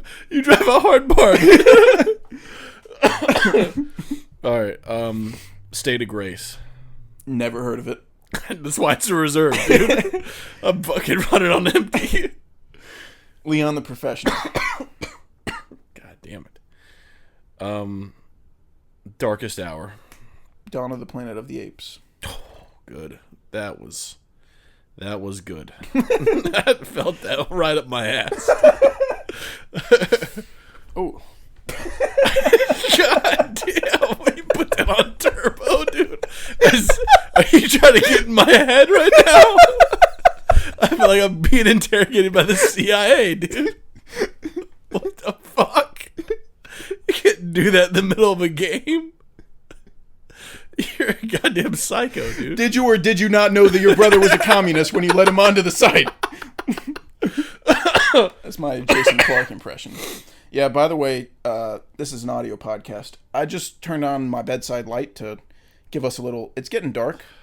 I couldn't see Carl's face. Carl's face was just a dark shadow. Yeah. And I was like, I want to see my friend's face. So then I blinded him with the light. Yeah. I've never seen it. It's never been that bright before until just now. I didn't know it had that. That was on setting 2. I didn't even know it had It goes settings. up from that. Yeah. I'll right. put it on the color mode. That'll be better. Gary Oldman. Now we're talking. I'm fucking out, dude. I don't know. Tinker Tailor Soldier Spy. Congratulations. Why don't you mount that on a wall somewhere? That's awesome. Are you happy about My that? supportive friend. Tinker Tailor Soldier Spy, you fucking piece of shit. What do we got now? Sharon Stone. Go ahead and put it in your pile, dude. Okay. I won't use the one on here, which is Casino, because I forgot she was in that. So I'll just go with Basic Instinct. Yep. Go and add it to the We can toss this one. No, add it to your pile. You got it. You wouldn't have known that she was in Basic Instinct? I mean, yeah, I knew Basic Instinct, but you went first, so. Yeah, I'm not taking that. That's going in the stack. Believe it or not, Carl, I have some integrity. Reese Witherspoon. All right. I think I have some ammunition on this one. Okay. Go ahead.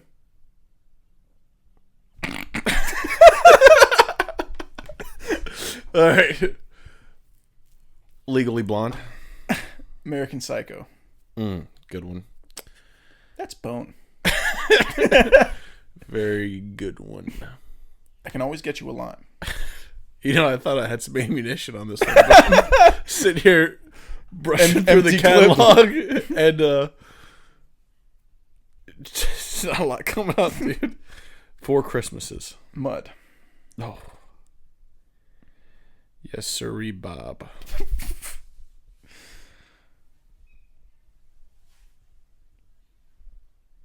Where'd your ammunition go? The gun jammed. I don't know. She's just not firing right now. I think that's about it. I think those 2 movies were my ammunition. I've got Election. Election? Okay.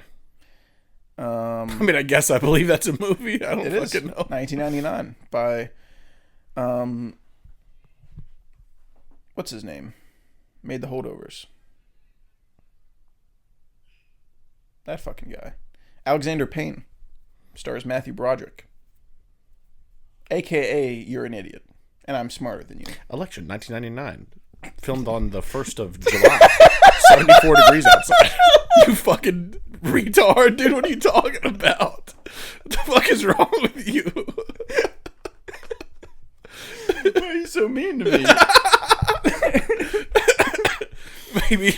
Maybe I'm just mad at how weirdly talented you are at that one That's thing. all this is. That's all this is. And this isn't even release year. If this was a release year game, my stack would be... You'd have none. If this was a what I'm release saying year here. game, you would dust me in a lap. I dust him in a lap. That was really good. Hell yeah. That was really good. Oh, shit. Dude, we did not even talk about Midsummer. Oh my god, that's what we Holy need to shit. close I'm this so thing on. glad you did the Gran Turismo impression. Because Yeah. now I know to talk about this. Because Let it me- wasn't on my Letterboxd, so I didn't think to bring it up. Well, let's just preface this. There might be if being fucked in the ass disturbs you, go ahead and click off. Yeah. Because this is Trigger warning. Because Anal penetration. was goddamn, dude. This was rough. So this is what happened, right? As everyone knows, A24 has done a couple re-releases in IMAX. Awesome stuff. Hereditary, Uncut Gems. Next up was Midsummer. I like Midsummer.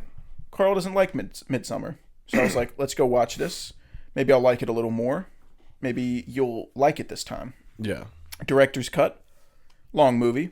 Extra stuff. We were about, I think, it felt like we were 2 hours in, but I think we were about an hour and a half in. I think we're about halfway through. And then the fire alarm goes off. And loving the movie, by the way. It was so much better. I had it at a 4 already. On my first watch, it was a 4. And I was like, this is a 4.5 easily. I was dragging it out of the mud because I think I had it at like a 3. Yeah. I was having a stupendous time watching Midsummer on the big screen. We were both blast off. Locked in. And fire alarm goes off. I'm like, what the Sigma? Sorry. You don't know what I'm referencing. Never mind. Listen. Whoa. just whoa. I didn't like what just happened at all. I don't like what happened either. We go outside, and then the worker says someone was smoking in the bathroom, and it set off the fire alarm. And we can't go back inside until the firefighters get here, and they check everything out. So we're standing outside like a bunch of jackasses, waiting for the fire truck to come. It comes in, they check, they leave. We go back into the theater, and the lady says all the theaters are gonna resume playing like normal, and it'll pick up right where you left off. No worries. So we go back into the theater, and we're waiting there for quite a while. I mean, probably like 20 minutes. We're sitting there, and then the lady comes out, and she's like, yeah, sorry for the wait. We're trying to get the projector back on. It takes 10 minutes to heat up, so it's going to take 10 more minutes, and then we'll be back. Yeah. I was like, all right. So we've been sitting here waiting while you haven't been warming it up. Yeah. I'm a reasonable guy. I was like, okay, only 10 more minutes, no big deal. It's already getting late. The screening was late to begin with. They do one screening, which is at 7 o'clock, and the movie's 3 hours long. So do the math on that. 30-minute trailers, by the way. So it starts at 7:30. We're getting out of there at 10:30 if nothing goes wrong. Yeah. So it's already pretty late. You're pushing my sweepy time. Yeah. And so we're waiting there like it's getting pretty fucking late. And I'm like, it's getting late, but there's only one showing of this. So I kind of have to stay. And I'm also enjoying it. If I wasn't enjoying it, I probably would have just left and been like, I don't want to wait for this to come back on. It's already late. But I was having a great time, and I was like, we'll just wait 10 minutes, no big deal. About 15 minutes later, she comes out and she's like, yeah, the projector's broken and we have to open it up and fix it, and we're not going to be able to continue playing the movie. So here's a voucher for a free movie. Just awesome. We got fucked in the ass. Yeah. There's only one screening of Midsummer. Yeah. It's not like it happened during the Bikeriders and we can just go tomorrow and finish it. Like that was the one showing, and it got fucked. Yeah. So we've seen half of the fucking Midsummer director's cut, and now I can't log it, and I don't know how to talk about it because I haven't finished it, and I can't find it anywhere online. It's only theatrical online, so I'm probably just gonna have to finish the theatrical version at the same scene where it stopped in theaters, and just that's it. Like I won't know the changes in the second half, but we got penetrated. Yeah, dude, very hard. That was rough. And then on top of that, when they dumped the theater and everyone was like standing outside, dude, I don't know what happened. Freak Central out there. There was a guy in like Joker face paint. Yeah, I don't know what was happening. So I found out that I think they were there for the Right Here Right Now, which is for the band Ghost. So I think they're all in concert for that. Like it's like a theatrical concert, but my God, dude, there was some characters loose on the prowl. Yeah. And there was a guy, whoever sent the chicken tenders thing. The chicken nugget video. Yeah. Yeah, chicken tenders, yeah. Yeah, whoever sent that, was that Alan. guy was there. Yeah, he was there. And he was killing it, dude. It's a thorn in my side. It's the bane of my existence. That Dude, guy. that was good. That was awesome, wasn't it? Have you been doing that? No. You That just was off busted the it. top. Oh my yeah, god. there's a 10-minute TikTok of a guy talking about chicken tenders. So go look that up. Dude, it's crazy. And I'll tell you about 15 seconds of the 10 minutes is about chicken tenders. Yeah. Exactly the way you'd want it. He's a big yapper, yeah. for sure. But yeah, anyways, we got fucked hard on Midsummer. Yeah. But it was so fucking good. What I saw. My experience with Midsummer, the half that I saw, was enhanced in every way. Because I've always been, like, not super sold on it because I didn't find myself caring about a lot of the characters. And I don't know if it's because of the director's cut. I don't know if it's because I was in the theater. But I was really enjoying the characters a lot more. Mm-hmm. And I do know that Will Poulter's character has a lot more jokes and quips that he was saying throughout the director's cut. Mm-hmm. And that I kind of got more attached to him that way because he was really funny. Yeah. I feel like in the theatrical version, he just kind of seems like a dumbass. Yeah. And is just kind of annoying. Mm-hmm. But, like, there's more charm to the stuff he says in the director's cut. Yeah. So I liked his character more. Obviously, Florence's character is great. She's a sweetie pie. And then, like, there's some extra arguments between Florence and her boyfriend in the movie that I feel like adds more depth to their conflict as a couple. So I was definitely watching it on a higher level, for sure. Yeah, the camera work in Midsummer is fucking ridiculous. Oh, dude, it's disgusting. The way Ari Aster uses the camera is absolutely absurd. And it blows my mind that that's the same guy that made Beau's Afraid. Yeah. Like, Hereditary is a much better movie to me than Midsummer, but there's an argument to be made that his direction is better in Midsummer. Like, he gets better at directing movies in Midsummer. I prefer the story and everything in Hereditary, but in terms of just how he's directing the movie, like, he's in God mode on Midsummer. It's pretty ridiculous. He's hovering while he's fucking filming the whole thing. But yeah, we'll talk about it more, like, when we actually finish the movie. Yeah. I'm honestly, I need to go online and see if I can find the A24 stuff. Because I want the Lighthouse one, and if I could find a set, like, I would probably hold on to Midsummer. It's on A24.com. I don't think it's sold out. Maybe I'll order it. Yeah. You should get it, and then we can finish it. Yeah. Anyways, back to Cinephile for a little while longer. Keanu Reeves. That's a deep one. Yep. That's a deep one. Who's going? John Wick. John Wick. Mr. Wick. Mr. Wick. All right, John Wick. Fucking nobody. It's John Wick. The Matrix. It was never about the money, man. It's about proving that the human spirit's still alive while everyone else inches down the freeway in their metal coffins. Of course. Point Break, by the way, if you're uncultured. Yeah. If you're a buffoon, that's Point Break. If you don't know what the fuck 2 + 2 is, Point Break. Yeah. Let's see here. I'm trying to think of more. Oh, Speed. Yep.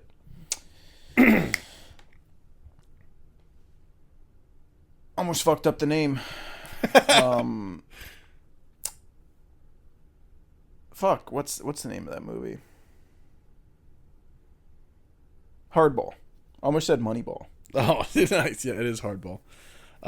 Dracula. Hell yeah. 47 Ronin. Oh, good. Naughty. Let me think of some. I have some reserves on Keanu that I'm trying to save. I'm talking. Nobody's probably seen these fucking movies, guy. Let's see here. Knock Knock. Yep. Yummers. I have one deep Fuck, I already Yeah. fucked it up. Replicas. I already fucked it That up. was gonna be the next one that I did. Okay, anyway. good. Okay. I thought maybe you didn't know what that was. No, it's too smelly for me to not know. Dude, I watched that movie before I was into movies. I was a dummy. I was dumb. I watched that movie and I was like, holy shit, this is horrible. And I didn't think that about any movie. I thought every movie was good. And I thought Replicas was like horrible. Hell yeah. That's how bad it is. Anyways, yeah. This might come to bite me in the ass, but Toy Story 4. Duke Kaboom. That's how it's done. Yep.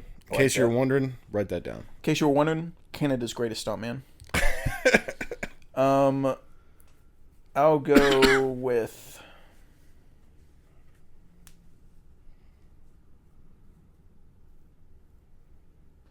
what do I want to go with here?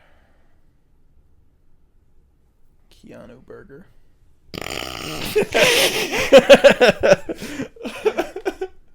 All right, I have a good amount lined up. Oh, really? Yeah. My Private Idaho. That was one of the ones that I just right. lined up. All right. Good. All right. Keen.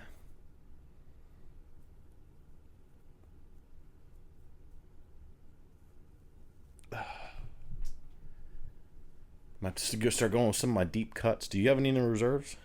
Not at the moment. Okay. Man of Tai Chi. What the fuck? You're making shit up. I'm not like you. I've actually seen the fucking movie, dude. Well. Yeah.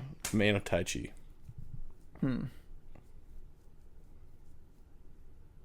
Have you seen My Private Idaho? I haven't. But you're not like me, though. Well, you'll pull out the fucking 7 years in Tibet or whatever the fuck. What's the difference? Because My Private Idaho is an actual, like, popular movie. You know who's seen 7 Years in Tibet? My Private Idaho is not a very popular movie. I hear people talk about it. I've heard of it. So that means it's got to be popular. You know who's seen 7 Years in Tibet? Let's Probably fucking some guy solve named this riddle Steve. again. Let's see how many fucking views it has on Letterboxd. And then we'll see how many My Private Idaho has. You're on the spot. You're in the hot spot. 7 years.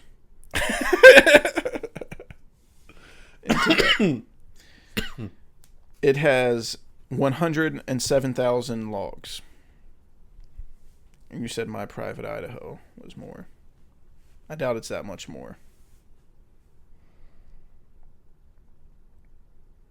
225,000. Now, bit more. remind me, is that like you. Is that like double? Is that like about double? No, I don't think so. Oh man, that's crazy. I think you're doing Terrenceology on that one. I don't think that's, I don't think that's double. Back to you being dumb. Name a fucking Keanu movie. What was my last one? Man of Tai Chi. That's the deep cut that I pulled.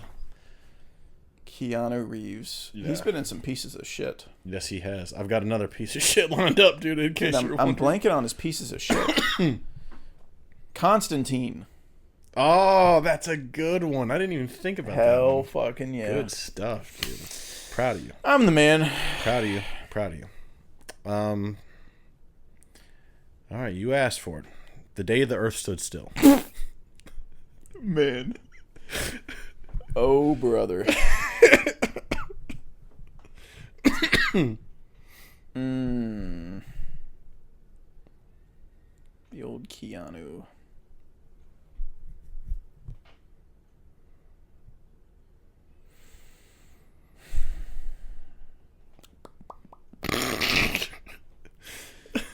Oh, man.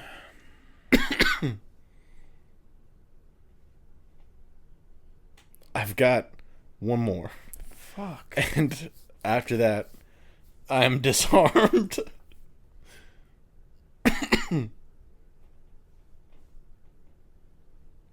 Oh, Keanu Reeves. Oh, wait a second.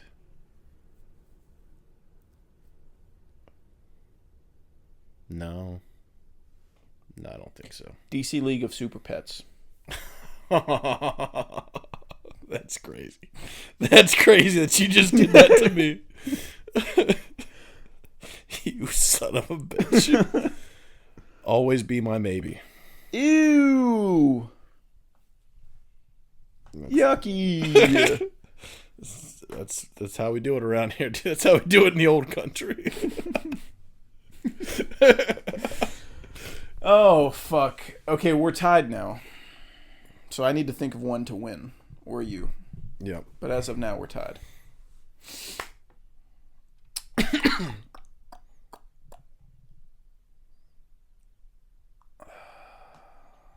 Think of some poopy pants, some poopy pants stuff. I'm trying. I'm having some trouble.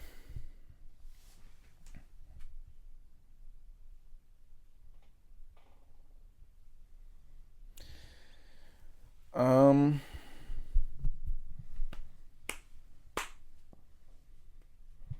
mad you pulled out Dracula. Oh, I wanted that. Too fucking bad, nerd. Do you have anything else? I really don't. I thought that Always Be My Maybe would be like the nail in the coffin, or that you'd tap out beforehand. I didn't think we'd tie up. That's pretty lame. Yep. There's got to be something that he's done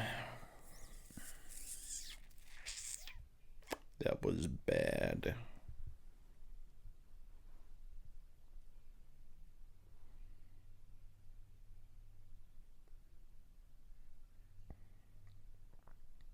I'm gonna give up. I don't want to hold up the scoopers. Yeah. Whatever. See what he's in. We'll tie. Matrix, John Wick, Dracula, Speed, Constantine. Oh, Devil's Advocate. That was huge. Bill and Ted? Oh my god. We're fucking stupid. Yeah, we're dumbasses, dude. Bill and Ted, Devil's Advocate. He's in the Neon Demon, which I didn't know, so I don't care. The scoopers are probably screaming right now. What the fuck? I don't know how I forgot Johnny Mnemonic to begin with. I should have got that. But the SpongeBob SquarePants movie, Sponge on the Run. He's literally in the movie as himself. I don't remember Keanu Reeves being in that. It's him. It's live action Keanu Reeves. I know. I don't remember him. Yeah, being in it. he's on a dust bunny thing, on the. Oh, yeah, it's just right. his head. Yeah, he's on. He's a Photoshopped on tumbleweed. Yeah, his name is Sage. Oh, the Replacements. I knew that one. I didn't know the Replacements. I also didn't know Johnny Mnemonic. Anyways, that was a pretty good round. We'll do one more. All right. That one was a tie. Gary needs a new pair of shoes. All right. Do you know Diane Keaton? I have heard her name, yes. But you don't know a movie. Okay. Good. We got, oh God, Holly Hunter. Okay. You know who Holly I'll Hunter go is? first. Okay. The Incredibles. Broadcast news. All right. That's all you got? Yeah. I know that she's Elastigirl. I know she's in Succession. I was going to say I know Succession too, but in terms of movies, I think that's it for me. Yeah. Okay, that's a tie. Another tie. Yep. Dude. We're right at your neck. Green Mile, Tom Hanks. No way, it's Tom It's Hanks. Tom Hanks. Oh my god. Dude. I'll start with Green Mile, Tom Hanks. Green Mile, Tom Hanks. Polar Express. It's on the card, so I'll go ahead and say big. Toy Story. This is the Polar Express. This is the Polar Express. That was a lot better. Thank you. All aboard! I want to know what we've said so far. Big, Green Mile, Polar Express. Toy Story, I just said. Toy Story. Okay. I just said that. Elvis.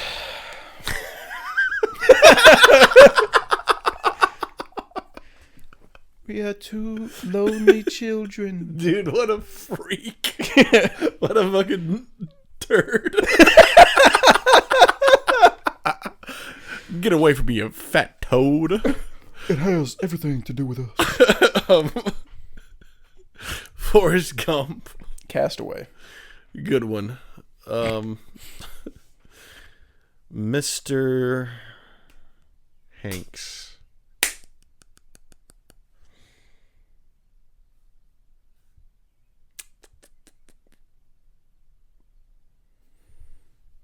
Come on, buddy. The Money Pit.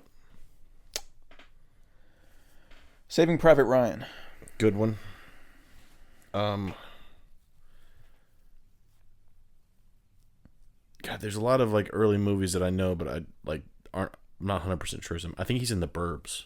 He's in The Burbs. The Burbs. Turner and Hooch. Good. That's another one that I had on the leash. Yep. Captain Phillips. You've Got Mail. Good one. Good one. Is he in The Terminal? He is in The Terminal. The Terminal. But he's also in Catch Me If You Can. Ooh!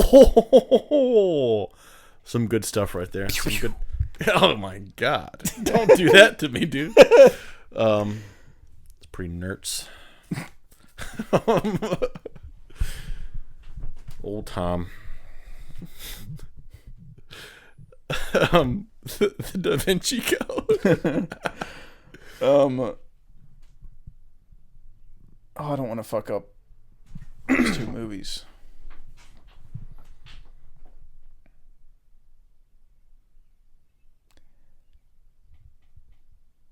Is it bad if I mess up the title? Like, No, if it's close. News of the World? That's right. That's what it's called? That's right, yeah. Yeah, good one, yeah. The movie you wanted to see for some reason? Hey, man. We don't need to You got your secrets, I got my secrets. That's all we need to know. Yeah, you can just settle right the fuck down, dude. We don't need to get into all that hoopla that you're talking about. All right. Tom Hanks, let's get real here.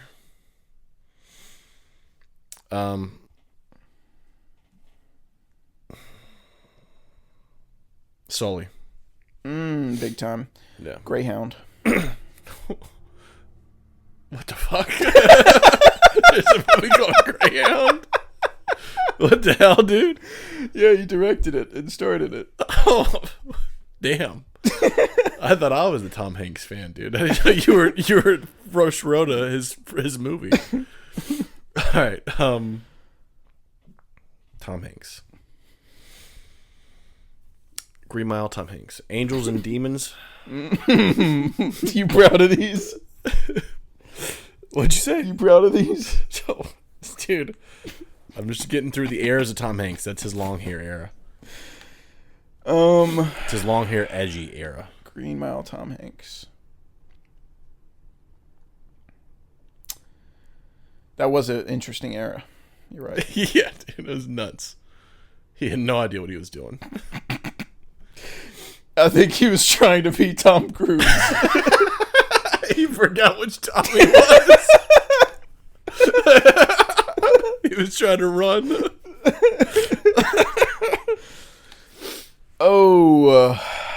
Tom Hanks. Dude, he's in so many fucking movies. Yeah. There's some people that are like so stacked that like you're like, where the fuck do I even start? Yeah.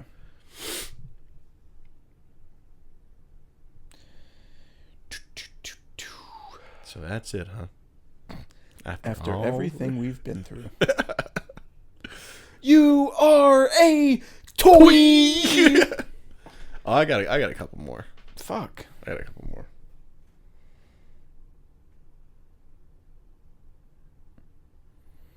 This is killing me. You're killing me, Tom. Killing me. You're killing me, Tom. I didn't know you'd pull out The Terminal.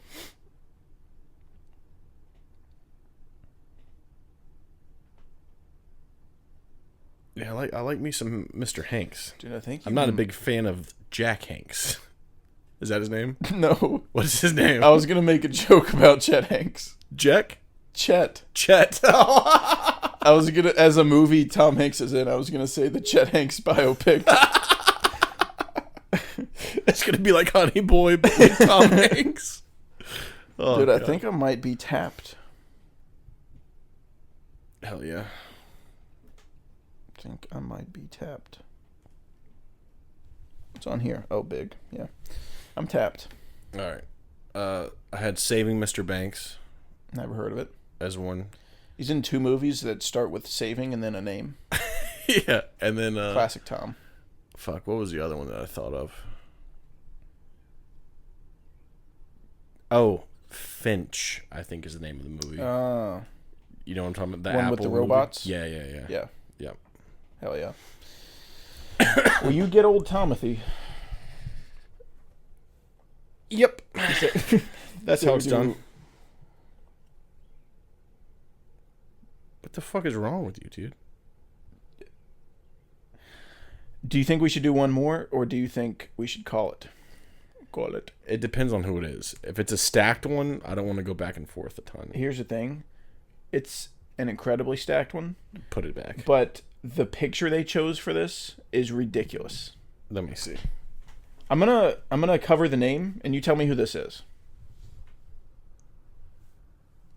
Wait, what the is he wearing a mask? I thought it was fucking C-3PO. Oh, I know exactly who it is. I know who it is. That would be Leonardo DiCaprio Yeah. from The Man in the Iron Mask. Yeah.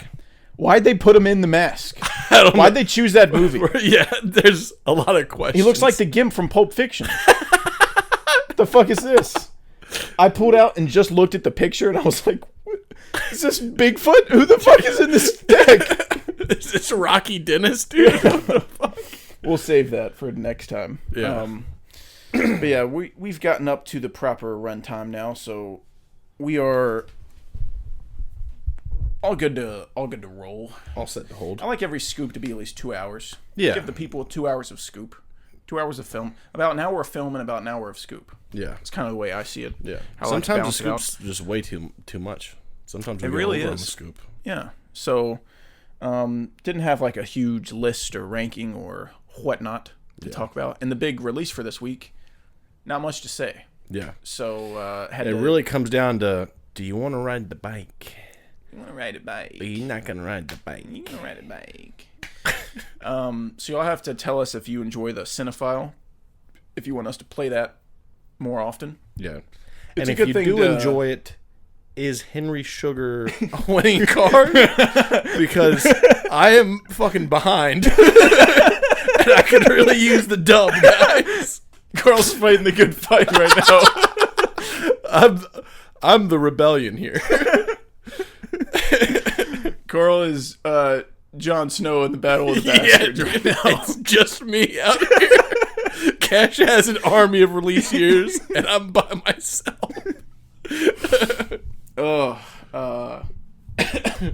Yeah, so that's it for this week. Not sure what we'll be talking about next week. Not sure what's coming out. But we'll talk about something. Hell yeah. That's what I can tell you. That's what I can tell you for sure. You know what we should do is do something big for 4th of July week. Because I have a lot of days off. 4th of July episode. 4th of July special. Yeah. Because That's I'm what we're off doing. the 3rd, the 4th, the 5th, and then that goes into the weekend, the 6th and the 7th. We'll talk about top 5 4th of July movies. I'm talking about fucking America movies, We're going to talk about Fuck Yeah. Oh my god. That's what we're going to talk I'm about. going to be so hard. But yeah, thank you for listening to the Film Scoop. Boom scoop. And don't forget, share the load.